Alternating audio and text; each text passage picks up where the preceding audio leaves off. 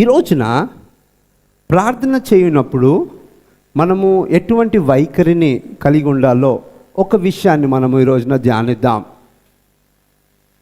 చాలాసార్లు మనము ప్రార్థన చేస్తున్నప్పుడు ఎలా అంటే ఒక ఫెయిల్యూర్ మెంటాలిటీతో కానీ, లేకపోతే అయ్యో ఏం జరుగుతుంది లే అన్న దృష్టితో కానీ మనం ప్రార్థన చేసామనుకోండి, ఆ ప్రార్థనకు జవాబు రాదు. కొన్నిసార్లు దేవుడు తన కృపలో జవాబు ఇచ్చినా యూజువల్గా అది దేవుని విధానం కాదు. అర్థమవుతుంది అనుకుంటున్నాను. సో ప్రార్థన చేయునప్పుడు బైబిల్ మనకు ఏం చెప్తా ఉన్నదో ఆ ఒక్క విధానములో మనము ప్రార్థన చేయవారముగా ఉండాలి. ఒక్కసారి మనమందరం బైబిల్ ఉన్నట్లయితే 2 కొరింథీయులకు రాసిన పత్రిక 4వ అధ్యాయము 17-18 మనం చదువుకుందాం. 2 కొరింథీ 4వ అధ్యాయము 17-18. మేము దృశ్యమైన వాటిని చూడక అదృశ్యమైన వాటిని నిదానించి చూచుచున్నాము గనుక. చాలండి, ఫస్ట్ ఇక్కడ ఆగుదాం. మేము దృశ్యమైన వాటిని చూడక అదృశ్యమైన వాటిని నిదానించి చూచుచున్నాము. ఇక్కడ అపోస్తలుడైన పౌలు ఒక ఫర్మ్ స్టేట్మెంట్ని తెలుపుతున్నాడు. ఓకేనండి, దృఢమైన ఒక మాటను పలుకుతున్నాడు. మేము దృశ్యమైన వాటిని చూడక. హల్లెలూయా, అందరు హల్లెలూయా అని చెప్పండి. పౌలు అంట ఏం చేస్తున్నాడంట? దృశ్యమైన వాటిని చూడట్లేదంట. మళ్ళీ ఏం చూస్తున్నాడు? అదృశ్యమైన వాటిని నిదానించి చూస్తున్నాడంట. అంటే జాగ్రత్తగా నిదానించి ఏం చూస్తున్నాడు? ఇప్పుడు దృశ్యం అంటే ఏంటి, అదృశ్యం అంటే ఏంటి? దృశ్యం అంటే ఏదైతే కనబడుతుందో, అదృశ్యమైందంటే ఏంటిది?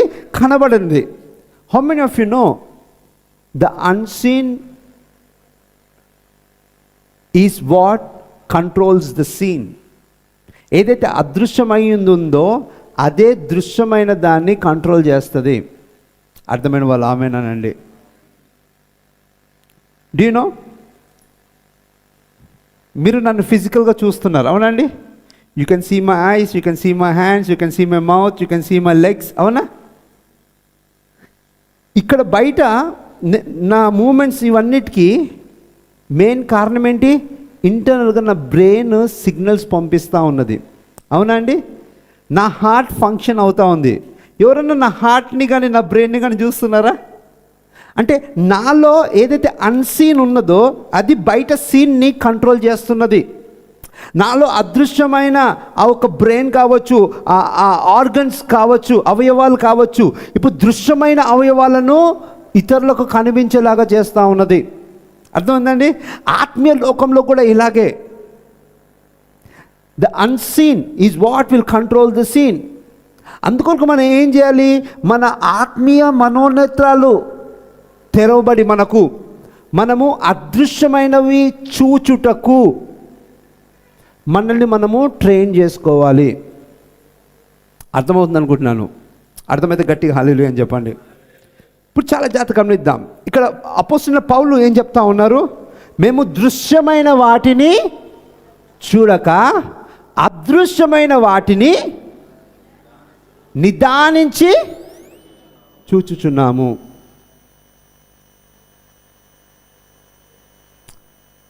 ఈ రోజున ఇంగ్లీష్లో నా సర్మన్ పేరు లుక్ బియాండ్.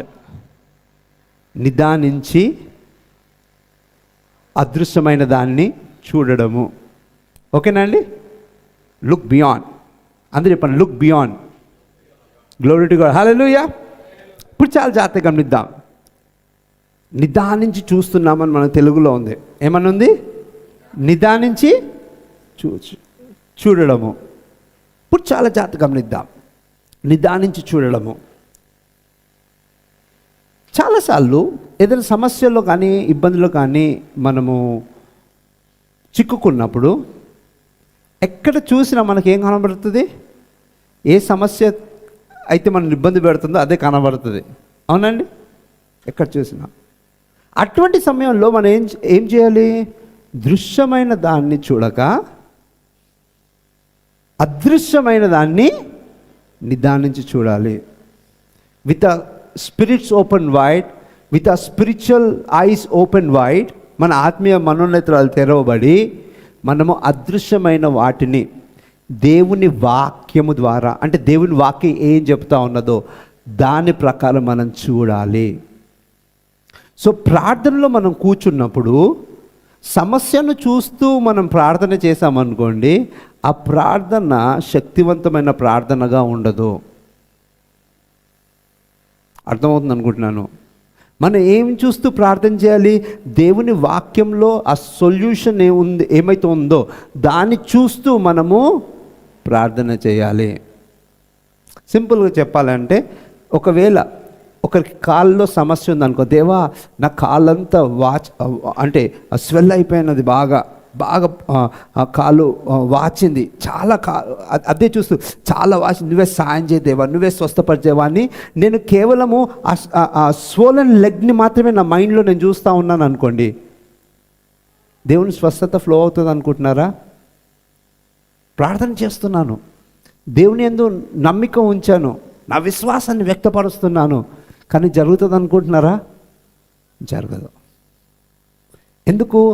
మన దృష్టి దేని మీద ఉంది? దృశ్యమైన సమస్య మీద ఉన్నది. మన దృష్టి దేని మీద ఉండాలి? అదృశ్యమైన దేవుని సమకూర్పు మీద మన దృష్టి ఉండాలి. హల్లెలూయా. అందరు గట్టిగా హల్లెలూయా అని చెప్తారా అండి? గట్టిగా హల్లెలూయా అని చెప్తారా? ఇప్పుడు చాలా జాగ్రత్తగా గమనిద్దాం. మళ్ళీ ఫస్ట్ పార్ట్ చదవండి.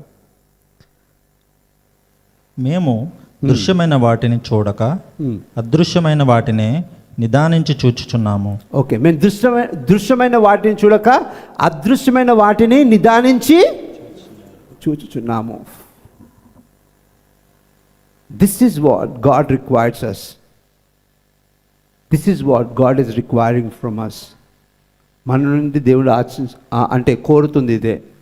దృశ్యమైన వాటిని చూడద్దు, దృశ్యమైన వాటిని మనం చూడకూడదు. అదృశ్యమైన దేవుని క్రియను, అదృశ్యమైన దేవుని సమకూర్పును, అదృశ్యమైన దేవుని మహాకార్యమును మనము చూచువారంగా ఉండాలి. తర్వాత చదువు.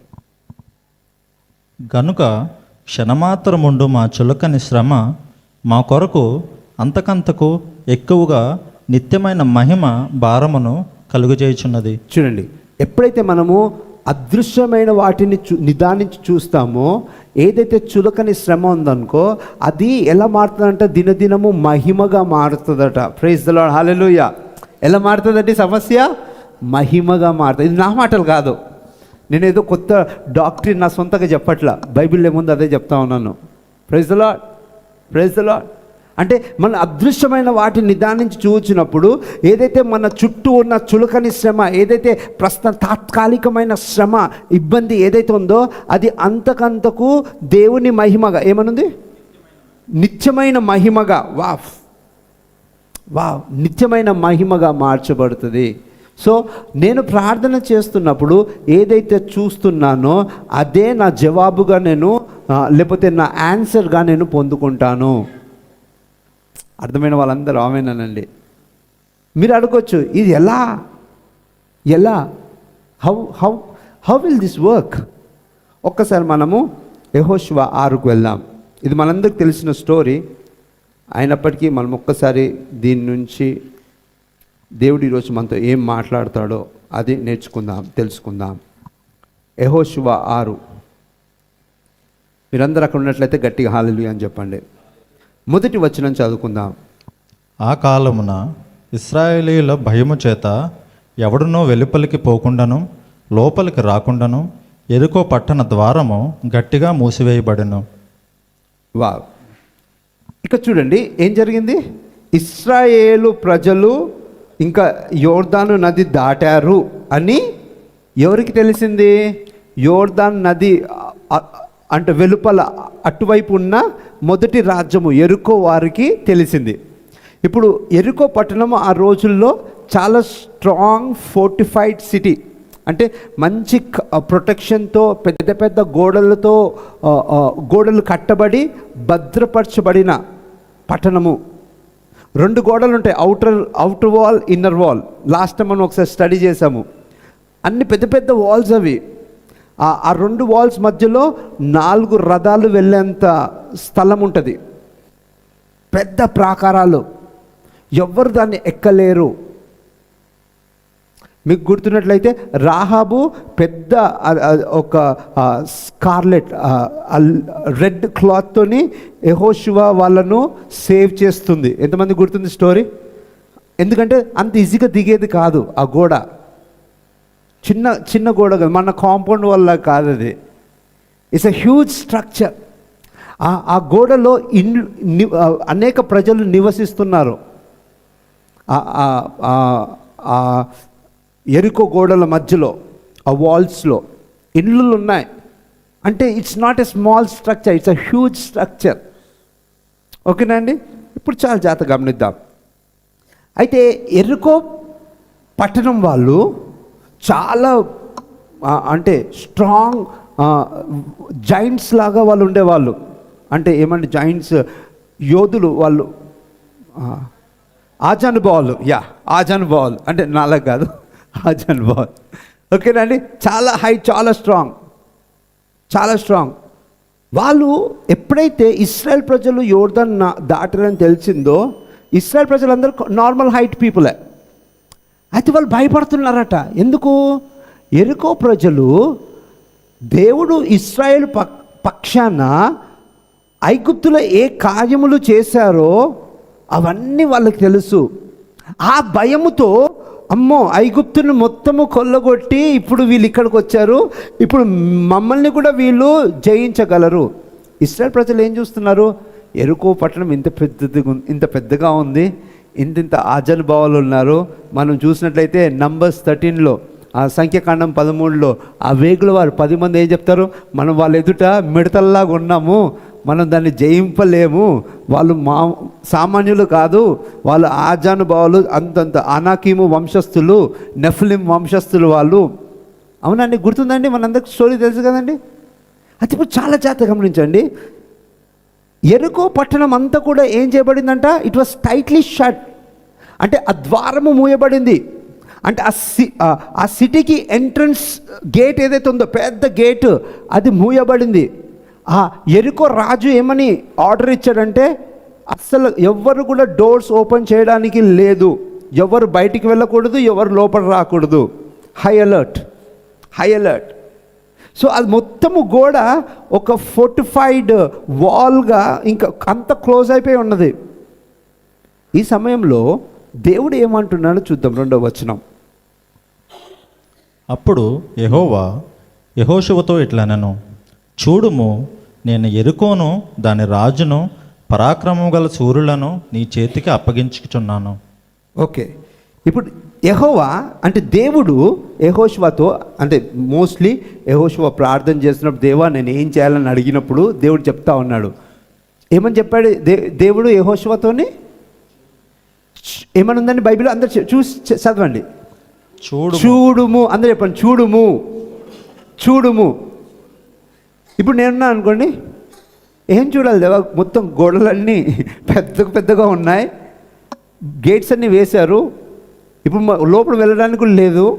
ఒకవేళ మేము ఆ గోడను ఎక్కాలంటే, ఆ గోడను బద్దలు కొట్టాలంటే ఎటువంటి వెపన్స్, ఎటువంటి బుల్డోజర్స్ కూడా మా దగ్గర లేవు. ఏం చూడాలి? దేవుడు మాత్రము యెహోషువతో ఏమని చెప్తా ఉన్నాడు?